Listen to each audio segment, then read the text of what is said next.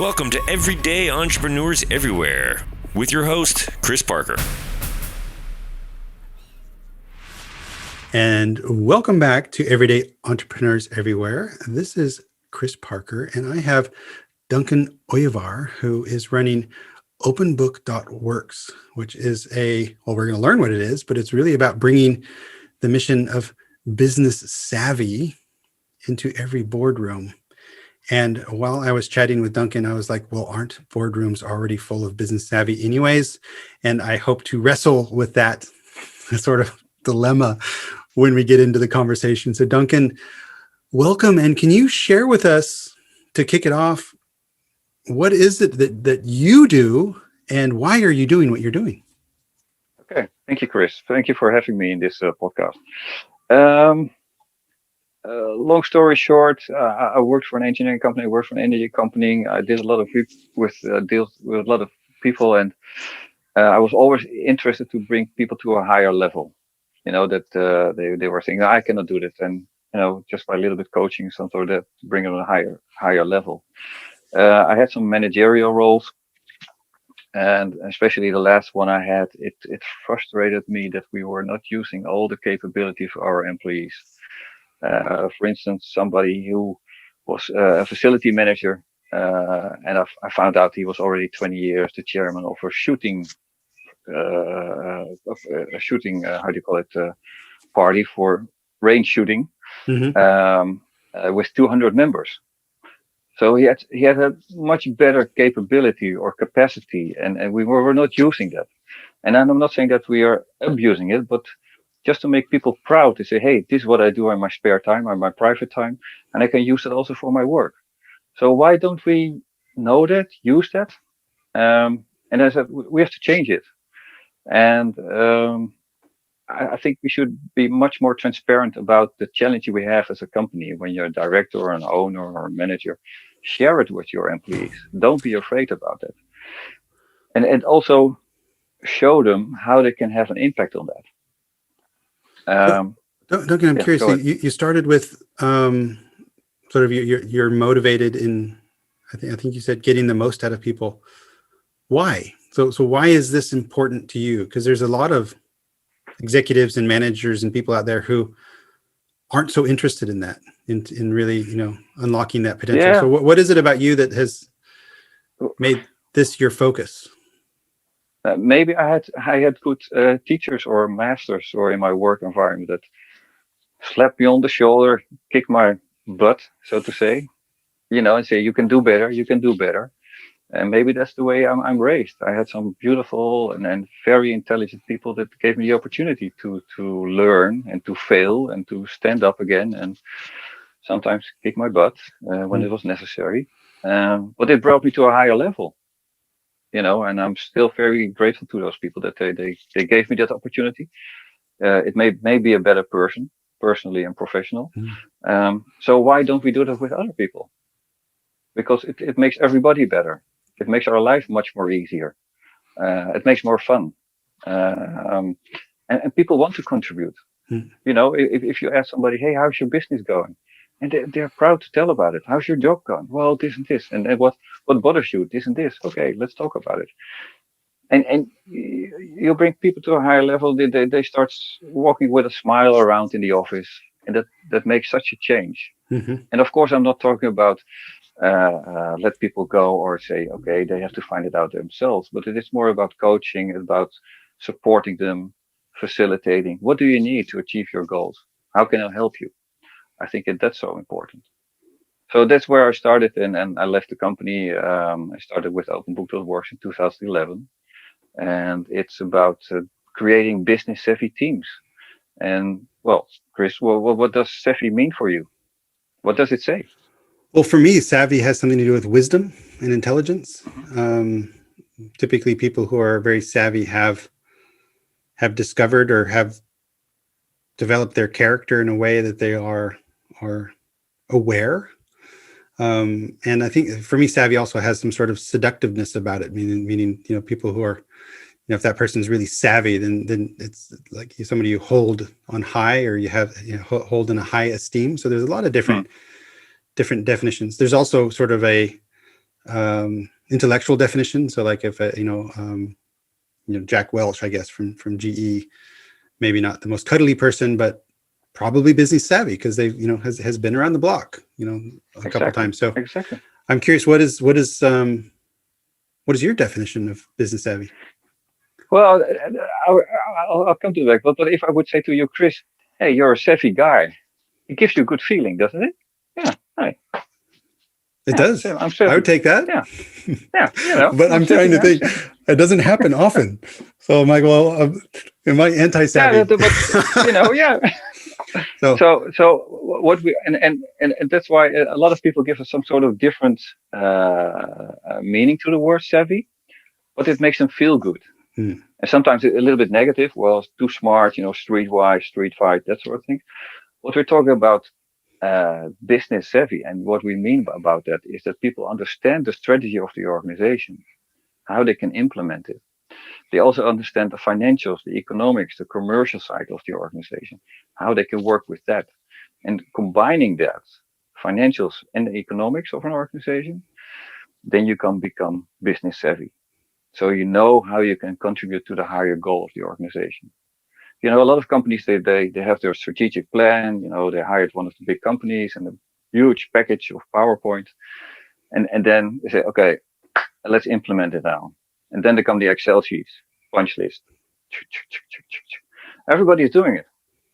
Does it change the culture of your organization? No. You still have the same culture of the organization. Yes, you have done the projects very well, but you're not achieving your goals you want to achieve. 30% of the change management programs work out, 70% fail. And that's such a pity. That's even a higher percentage than I usually hear, like the large scale transformations, or at least digital transformations, failures 75, 80% or higher. So it's it's a travesty. And the human suffering, meaning not only the executives who are failing on their ambition, but also the humans that are checking off these Excel sheets and basically being tortured. That's not the type of existence that I like to lead. Exactly. And that is such a pity. And by being transparent, and we're not I'm not talking about total transparency, not about how much money you make, but just the basic numbers of your organization. What is your revenue, sales? What's your gross margin? What's your EBIT? How's your cash flow? It's so important, your cash flow. How does that work? All those kind of things on the high level.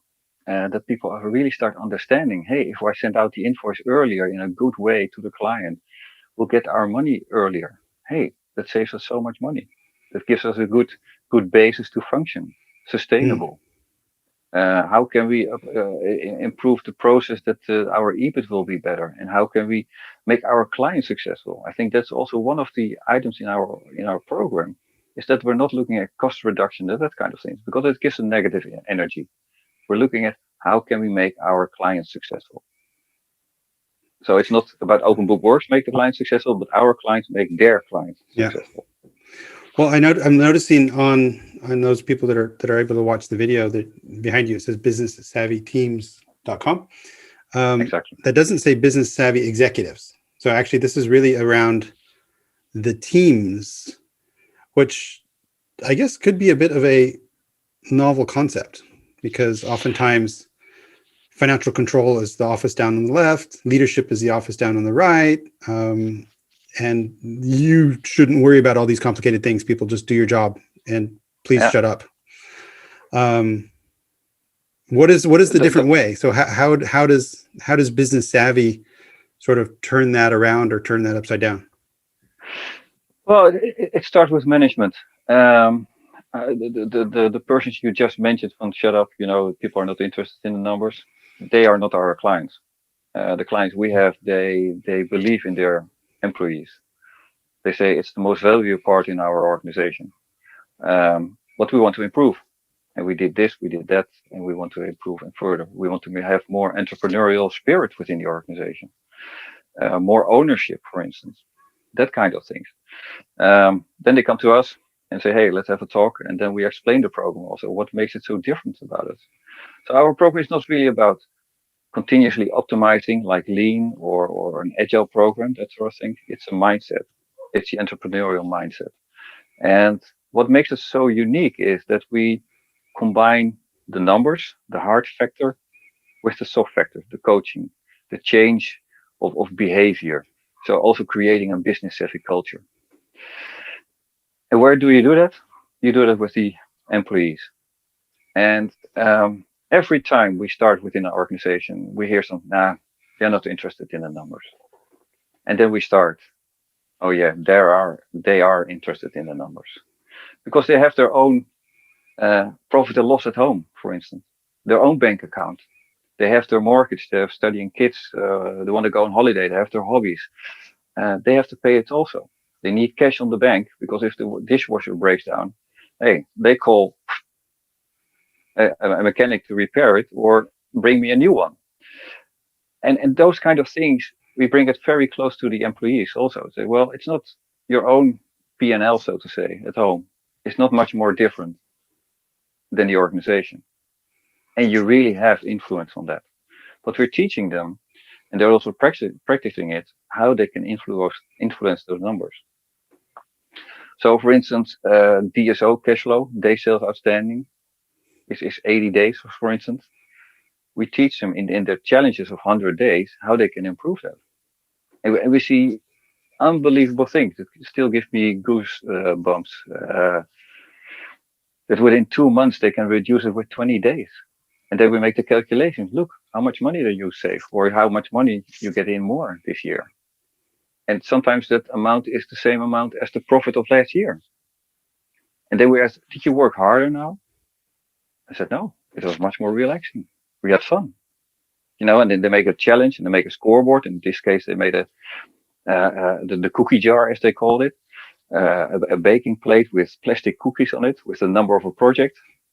And at the end of the month, all the cookies should be in the cookie jar. And nobody of the project managers wanted to have the cookie on the cooking plate. And then the team took it a step further and they said, let's make our own cookies. So when you were on time, you got a fresh cookie. When you were too late, you got an old cookie. Mm. And those sometimes difficult things like DSO and cash flow, we enlighten it, so to say. We make it lighter and we make some fun about it. And at the start of the program, at the challenge of 100-day challenge, they present to the management what they're going to do about cash flow, for instance, if they select that subject. And they're standing a little bit like, well, this is what we're going to do with cash flow. And, they're not certain about it because they're brand new. They never talked about it. And then at the end of the 100 days, we stand like, this is it. This is what we did. And this is what we're going to do.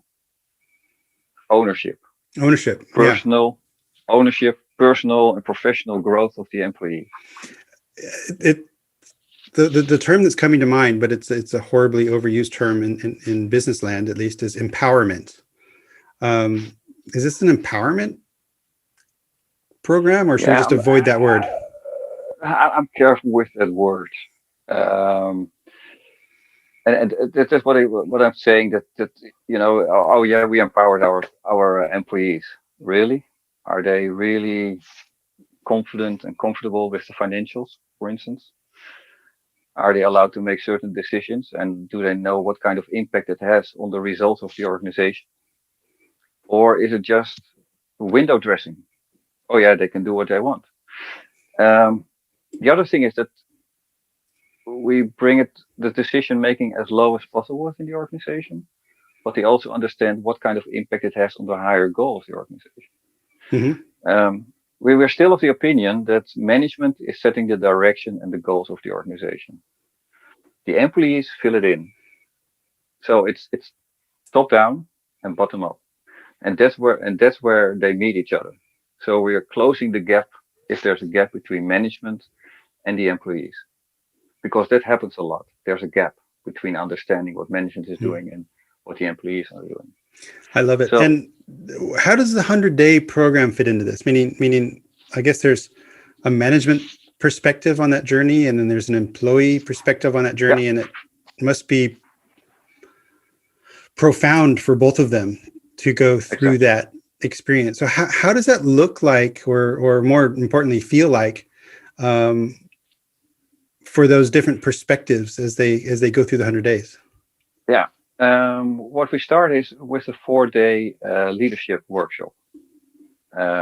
So we have a management team, 6 to 8 people. We have a half a day workshop, and we go through the program. So they experience the steps we do throughout the 100 days and the 2-day MBA, team MBA, what we're doing. I'll come back to that later. So they make the steps, they make their own scoreboard, and we're also going to look for what is the potential of the program?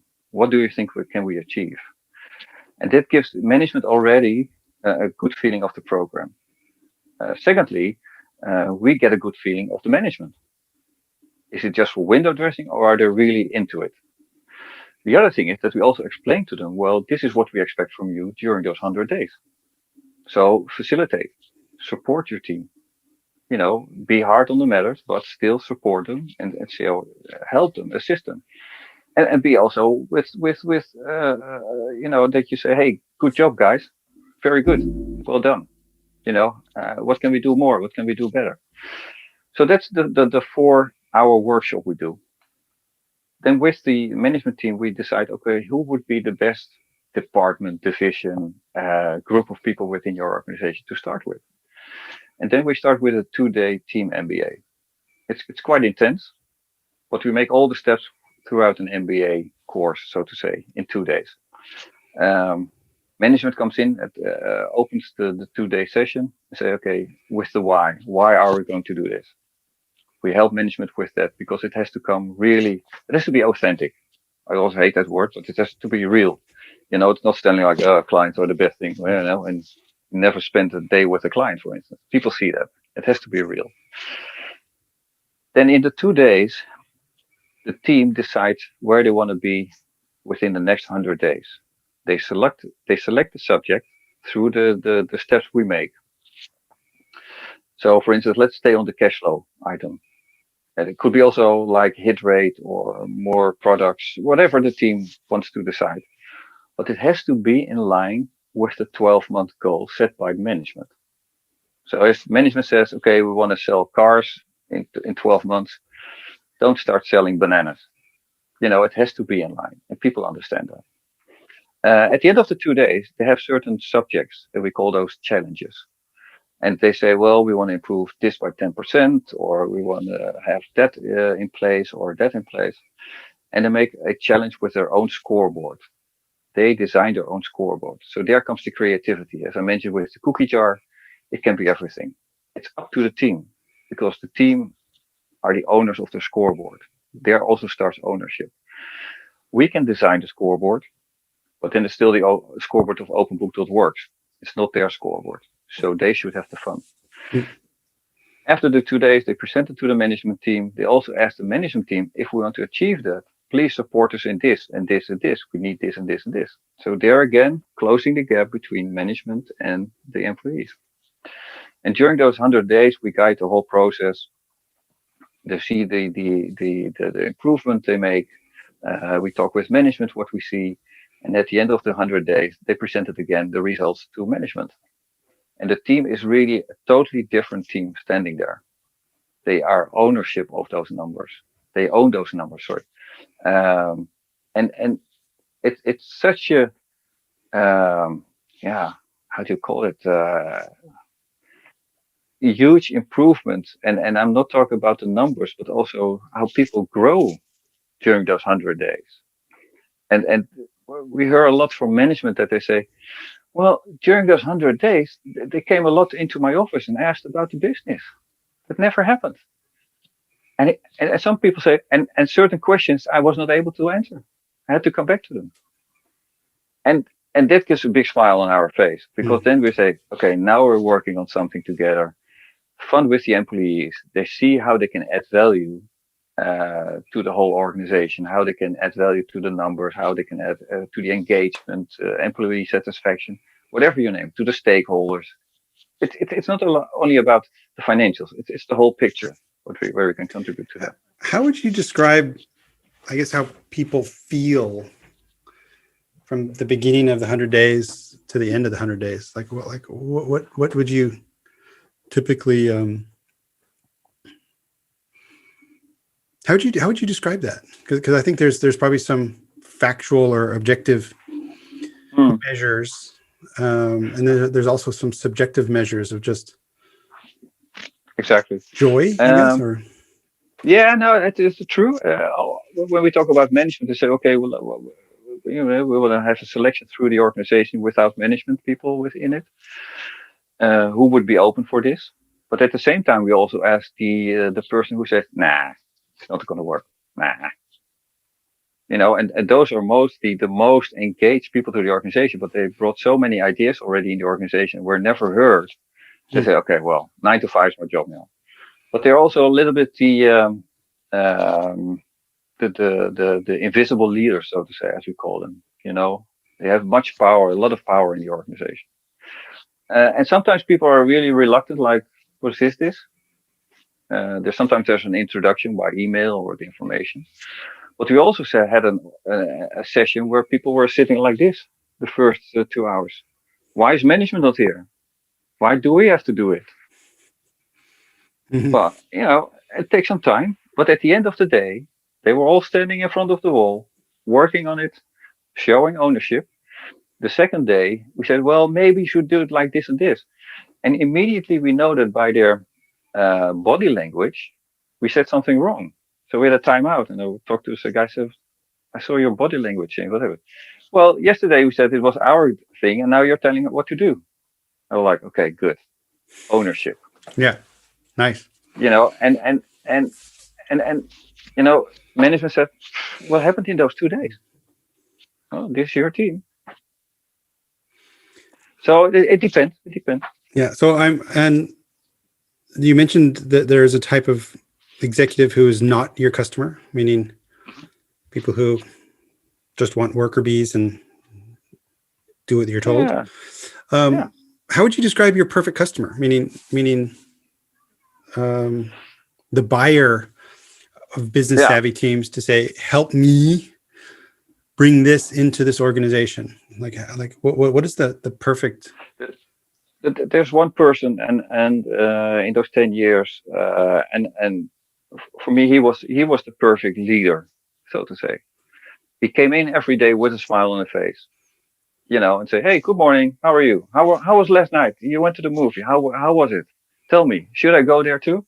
Or is it just, And the door was always open, and a lot of managers, my door is always open, but then you still can hit the wall, so to say. But he was really genuine interested in the employees. He still set the targets. Guys, this is what we have to achieve. And because this is the reason why, if we want to be sustainable, if you want to keep your job, and the company was a little bit in trouble. He said, this is what we have to do. This is what we have to achieve. And also by telling the why, he was himself. He said, well, this is what, and this is keeping me awake at night. And I want you to be successful. This is my only purpose, to be that you are successful. Also during the 100 days, the 200 days, and the whole year, he was really genuine interested. He came up with ideas, and he said, well, what's up? What's happening with you? Why are you looking like that? And well, it's okay. Well, let's have a talk about it. So really paying attention to your employees, but still keep in mind, we have to run the business. We have to make profit, because if we don't make profit, we cannot make an impact. And that was really a person. He said, okay, let's do that. And he was also open for learning himself. We could advise him also, coach him also. I said, hey, why don't you do it like this? Oh yeah, good idea. Let's give it a try. And that was really a pleasure to work with him. Yeah. And the team went. What was the problem you were solving for that leader? Because it seemed like that person sort of got it naturally, but then needed help getting it moving. He was raised by an organization that was really already teaching their employees the financials. So he knew what kind of efforts or what kind of results you could achieve with that. Telling the numbers, how they can have influence on the numbers, understanding the numbers. And he was missing in that organization. He came there. He He said, if I really want to achieve a success with this organization rapidly, quickly, sustainable, then we have to teach them about the numbers. And so he came to us and said, well, come on board and let's go. Let's go for it. So it's a commercial financial engagement. Now, if you look at technical companies, they're very technical engaged, Hmm. but the commercial side is not developed. They want to keep the relation good with the client, and the client says, "Well, could you change this?" "Oh, sure, I will do that." And they Yeah. forgot to bring invoice those extra hours. Yeah. Um, So and yeah. On the 100 days, and then I want to sort of take the lens out a little bit, because I'm seeing on your website that there's master classes, there's apps, and you've been doing work all over the world. I'm assuming this isn't 100 days full time. I mean, this is 100 days elapsed time, and there's moments in there. So I guess what would the investment in contribution in time, of time yeah, be for a team? Because I think if I was an executive, I'd be thinking, that's a long time. all right. Um, yeah. Yeah, we have the 2 days. That's for sure. We do that now online. But during those 100 days, we're not doing a simulation game. It's not a simulation game. It's real with the data of the organization. So, for instance, coming back on the cash flow, how to improve the cash flow. It starts not with administration. It starts with sales, bringing in the right contract terms. The address, the name, whatever, all those kind of things. During your program, people understand the project. That's what administration is ready. So what we see is that people start using it in their daily work, and it's not like you have to spend every week 1 day.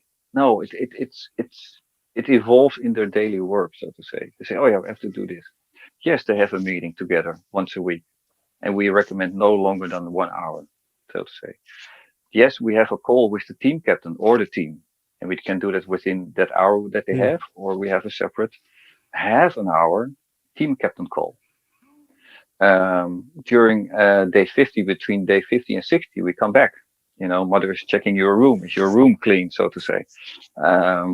And yeah, that takes a day. At the end, it takes a day, a full day, where we learn them how to present to the management. People come up with slide decks. Now bring it back to 3. The rest is details. Prepare your information. Prepare your presentation. So 2 days, 1 day halfway, at the end a day. So that's 4 days, and then it's the work between. It's a team effort. And a team can be 4 people. It can be 10 people. Not too big, but it depends on what kind of project they pick up. But they normally pick it up. But they also see how it is satisfying, because finally they say, "Hey, I can change those numbers. I have impact on them. It's within my circle of own influence." And that is so satisfying for the employees. I'm wondering does that answer your question? Yeah, I'm wondering why people wouldn't sign up for this. Meaning, it sounds marvelous. Yeah. It is marvelous, but Yeah. but it starts with management to be vulnerable, to be open, and to ask for help, and to be open with the numbers. And not if nowhere it's perfect. Let's be honest. It doesn't matter. Just work on it, recognize it, embrace it, and what I cannot understand what is more fun to work with your team on an issue. Say, hey guys, let's do this, and the team is happy, you're happy. We always ask the question. It's the 31st of December, at the end of the year. You had your last party. Well, after Corona time, we have a party again. You close the door of your company or your office, whatever. You walk with a big smile outside. What happened? Maybe you had a few drinks. Okay. But what happened? Imagine. And they say, well, we made profit and this. Yeah, but profit is a result of what happened during that year. And sometimes that's so difficult for management to imagine. Like, oh, we had 3, 4 new clients. We had better relation with our subcontractors or whatever, or suppliers. Our engagement went up with 2 points. that kind of things. And just by more or less forcing them to visualize that, then they start really understanding for like, oh yeah, that's what we have to do. Makes my life easier. Have more fun. We have a common goal. Everybody understands it. Everybody understands how they can contribute to that. And it's from the, I'm always careful to saying, but from the cleaning person, because the cleaning person is just as important as the CEO. Because if it's not clean, it has a bad image of the organization. But this person, we see it a lot, knows so many things that can contribute to the organization. And that's through the whole organization. But you need to be open for it. You need to have the guts to do it. I have heard like different anecdotes and stories. Like if you want to see the culture of an organization, go look in their restrooms and see how clean those are, or look in their stationery cupboard and see if they have all the cheapest sticky notes and pens, or they have the ones that actually work. Those are little clues. Those little things. Those little things are so important. Yeah. They're so important. So this is not new, meaning you were sharing with me that the open book method is been around for like 20 years. We talked about Ricardo Semler.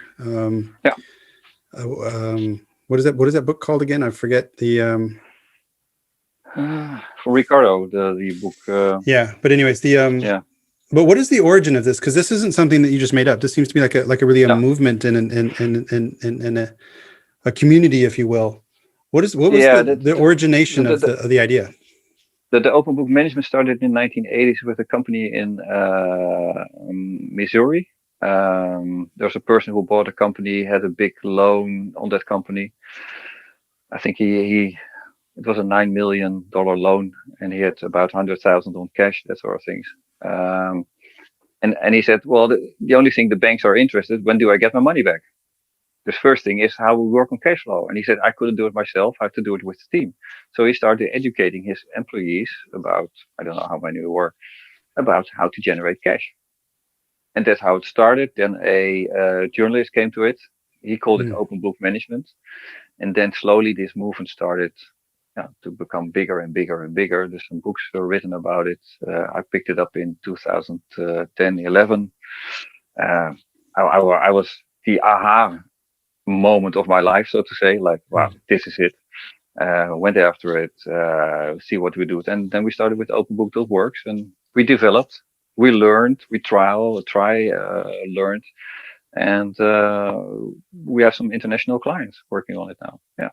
So I'm on a mission to have this business savvy in every boardroom, so to say. Well, what a beautiful ambition that is. And looking at the map on your website, and again, the website is Openbook.works. Looks like you've been busy really all over the world. So there's quite an international audience, at least, with my profile, there's quite a few people from all over the place listening to this. So you can provide this at a distance worldwide? Pre-corona, we would visit them. These days we do everything online. And I'm honest about that. When you're really live with the team, it's always better than just online. Online works very, very well. But it's always nice to be with people, see how the body language is, how they react, and that sort of things. The results are still the same, but for our idea that really being physically there with the team is much nicer. Because sometimes you have dinner afterwards, you learn the people much more better, the drivers, that sort of things. But it works in every corner of the world, I may say, because people are willing to learn. They're curious. They want to see. They want to have a better life. They also want to have a sustainable. That they want to know that is the company still in good shape? Can I buy this new car? Can I buy this new house? I love it. And based on this, I can understand why maybe every boardroom currently is not business savvy, and also why you're on a mission to bring business savvy into every boardroom. So, Duncan, thank you so much. I would really celebrate people to go to Openbook.works. That's the full website. And also on the show notes here, we'll have links to Duncan Oyevaar on LinkedIn. And I'm sure you can find it. Is there anywhere specifically that people could learn about open book management, or other places for them to nibble and snack before they go all in Sure. with you and your team? If you go open book management on Wikipedia, Mhm. there is a whole overview how it all started. There are some articles in Forbes magazine, in Inc., even in Harvard Business Review. But maybe what is interesting to the listeners is that they can go to our website, and there we have our business savvy monitor. Because what we also do is at day 0, we measure the business savviness of the team. And we measure it after 100 days, 200 days, 300 days, each time after a challenge. So it's for free. Fill it in. You can fill it in yourself, but maybe it's nicer to fill it in with your team. We will send you a report. It's all free, no obligations. Don't worry. And then you can start a conversation with your team. And it's about 6 topics about business savviness, about the culture. It's very open, and we can show you how teams are reacting. It's anonymous, but you can see that somebody maybe gave it a score number 10 and somebody gave it a score number 2. So that's where you start the dialogue with your team. Love it. I'm going to check it out. And this is the Business Savvy Culture Monitor, big red button on your website. Beautiful. Yeah. I will make sure to put that also front and center, right in the top of the tips of the show notes. Perfect. Thank you so much. I'm loving the story. I'm loving the mission. My own personal mission, which is continually evolving, but is to create more joy and meaning in the workplace through the disciplined pursuit of simplicity. And this is definitely in service to that joy and meaning at work. And I think also making things more simplistic, because if people don't understand, or if they already understand intrinsically what's going on, you don't have to waste all this time and energy trying to convince them of something that they're not understanding in the first place. So it seems so much more efficient as well. So beautiful. And everybody on each level knows it, because we were talking to guys who were standing behind the machines, with big arms and tattoo guys. You don't want to get into a fight with those guys. And you would ask them, is the company making money? They would ask me, what do you think? I'm waiting for my materials. Look at that, at the waste basket over there. It's full. How can we make money? Yeah. Employees know it. They know it. They know anyway. Maybe better than Thank you, Chris. Executives do. Duncan, thank you so much. Thank you very much. Thank you for listening. Like and subscribe to the podcast on your favorite player, and download the Simplicity Kit from ebullient.com.